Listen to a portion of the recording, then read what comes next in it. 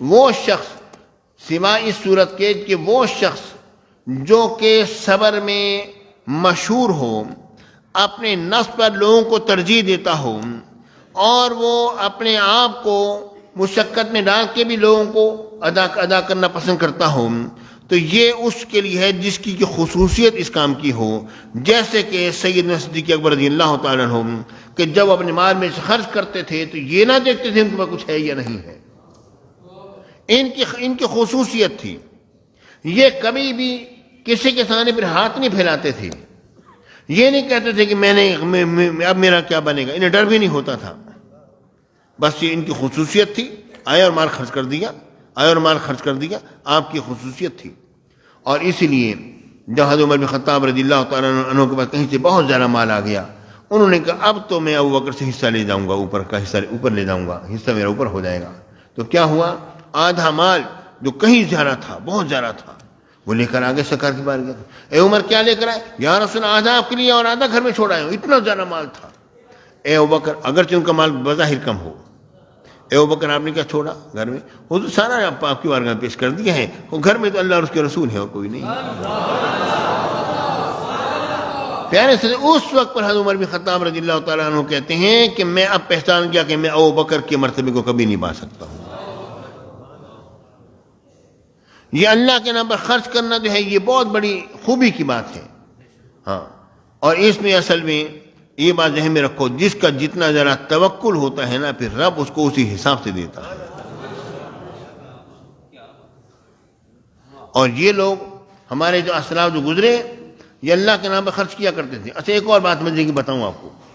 بات یہ جتنے بھی ہمارے اولیاء اللہ جو چوٹی کے اولیاء اللہ جو گزرے ہیں چوٹی کے، وہ اپنے پاس کوئی چیز جمع نہیں رکھتے تھے.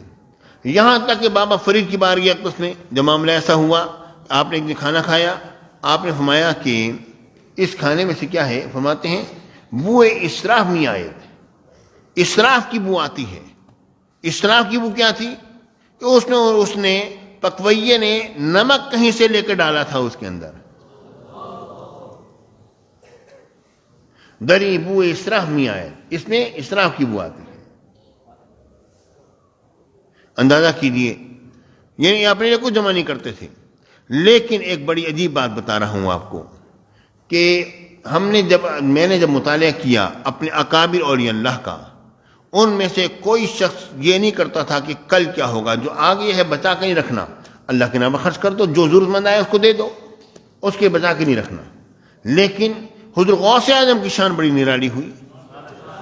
آپ نے اللہ کے نام پر خود لحوم لٹایا اور آپ نے اگلے دن کے لیے بتا کے رکھا، اس کو بچا کے رکھو، وہ بندہ آ رہا ہے اس کو دینا ہے، یہ بچا کے رکھو.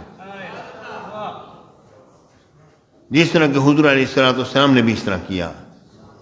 میرے آقا نے جب میرے آقا کی باری میں کپڑے آئے، حضور علیہ السلام نے ایک صحابی ایسے تھے جو ان کے لیے میرے آقا نے وہ جوڑا الگ کر کے رکھ لیا، وہ جبہ الگ کر کے رکھ لیا. اب جب وہ آئے، میرے آقا ان کے مزاج سے واقف تھے کہ بھئی ان کا مزاج ایسا ہے، ان کو دینا پڑے گا، ٹھیک ہے نا، ان کا مزاج ایسا ہے. جب آئے میرے آقا نے دیکھتے ساتھ ہی فرمایا میں نے آپ کے لیے بہترین جوڑا الگ کر کے رکھا ہے. میرے آقا نے ان کو لا کے دکھایا، دیکھو یہ میں نے تمہارے لیے رکھا تھا.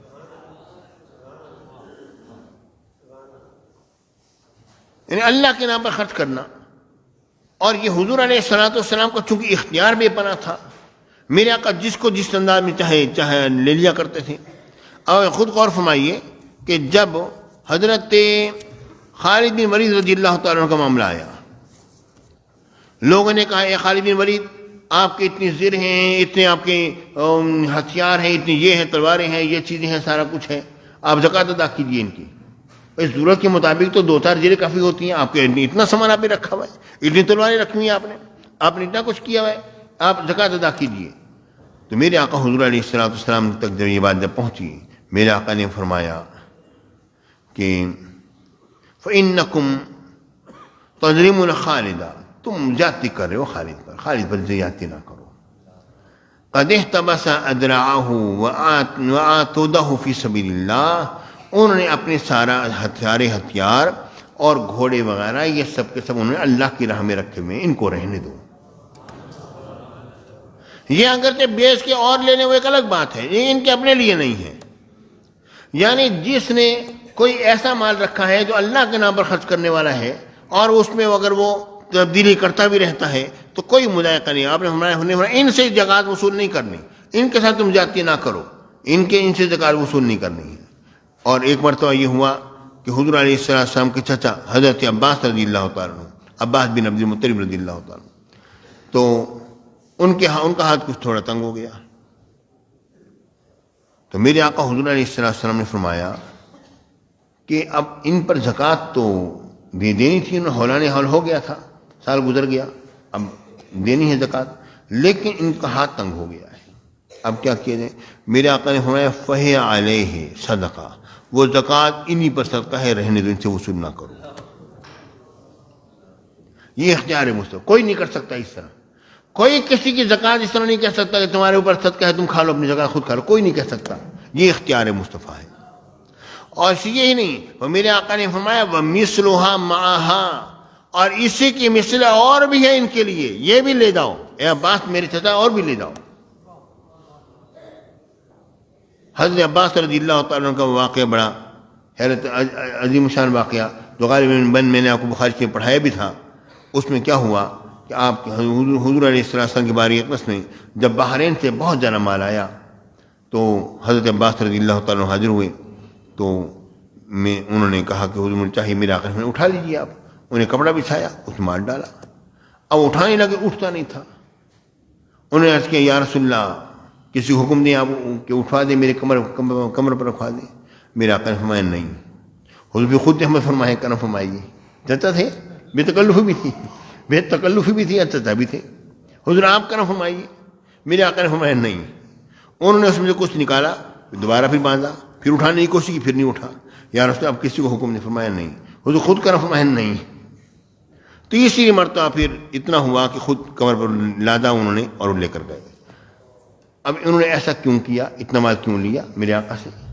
اصل بات یہ ہے, یہ بات ذہن میں رکھو, اہل بیت اطہار کی خصوصیت رہی ہے کہ اپنے دروازے پر آنے والے لوگوں کو کبھی خالی نہیں لوٹاتے تھے.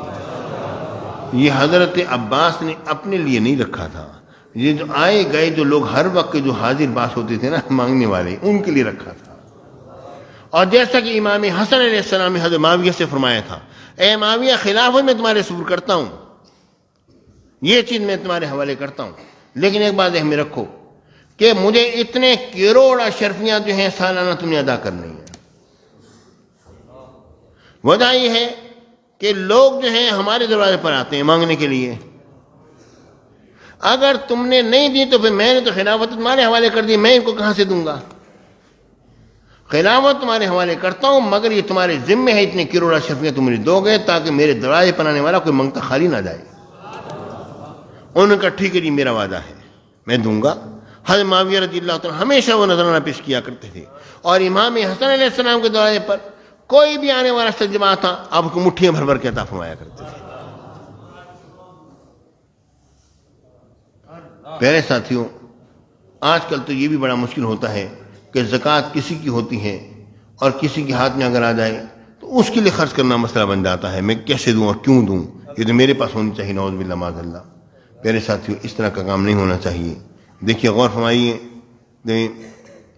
حضور علیہ السلام سیدنا ابو ہریرہ رضی اللہ تعالیٰ عنہ سے روایت ہے, میرے آقا رسول اللہ صاحب اللہ صلی اللہ علیہ وصحبہ و جمیع امت رسول نے فرمایا,